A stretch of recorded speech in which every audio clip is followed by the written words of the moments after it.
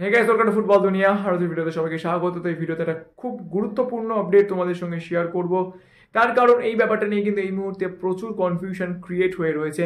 East Bengal কি Xavier সিভেরো, বা যাকে আমরা তোরো বলে চিনি, তার বদলে হিসাবে আর কি কোনো নতুন বিদেশিকে সই করাবে, এই ব্যাপারটা নিয়ে কিন্তু এই মুহূর্তে প্রচুর কনফিউশন। তার কারণ কয়েকদিন আগেই কিন্তু আমরা বিভিন্ন ফুটবলারের নাম নিয়ে আলোচনা করেছি, এবং স্প্যানিশ স্ট্রাইকার ইয়াগো ফিলিপে সিলভা, যাকে নিয়ে কিন্তু মোটামুটিভাবে ইস্টবেঙ্গল সমর্থকরা একটা আশাবাদী ছিলেন। তার কারণ তাকে একটা ছোট্ট চুক্তি অফার করা হয়েছিল, এবং তিনি কিন্তু ফিটনেস টেস্টও দিয়েছিলেন, যদিও সেই ফিটনেস টেস্টে তিনি পাস করতে পারেননি।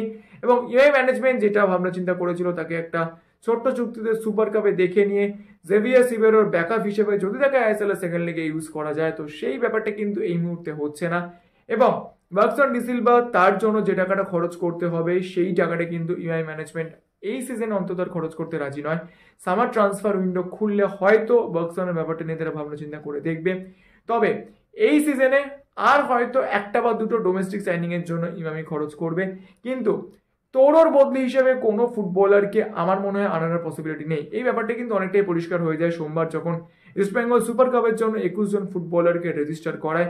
সেইখানে কিন্তু জেভিয়ার সিভেরো সমেত ইস্ট বেঙ্গলের এক্সিস্টিং 6 জন বিদেশিকে কিন্তু তারা রেজিস্টার করিয়েছে।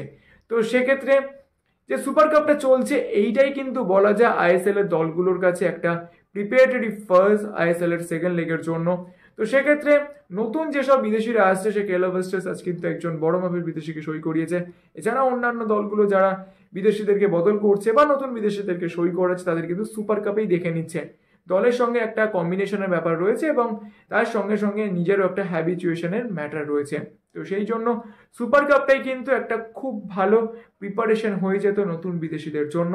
কিন্তু যেহেতু ইস্ট বেঙ্গল সুপার কাপে আর নতুন করে কোনো বিদেশিকে রেজিস্টার করতে পারছে না, তো সেক্ষেত্রে এরকমটা কিন্তু ধরে নেওয়াই যায় যে আইএসএল এর সেকেন্ড লেগের জন্য ইস্ট বেঙ্গল কিন্তু আর নতুন কোনো বিদেশিদেরকে আনবে না।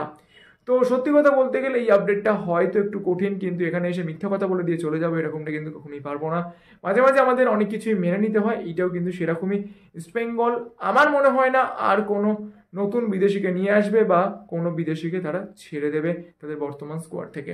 তো যাই হোক, চলো এই আপডেটই তোমাদের সঙ্গে শেয়ার করেছিল। যদি ভিডিওটা ভালো লাগে তো লাইক করে দিও, মনে করে আমার চ্যানেলকে সাবস্ক্রাইব করতে ভুলো না। সবসময় বলি, তোমরা সাবস্ক্রাইব করলেই কিন্তু আরো ভালো ভিডিও বানানোর মোটিভেশন পাওয়া যায়। তো চলো এখন তোমাদের এই পর্যন্ত দেখা হচ্ছে পরের ভিডিওতে।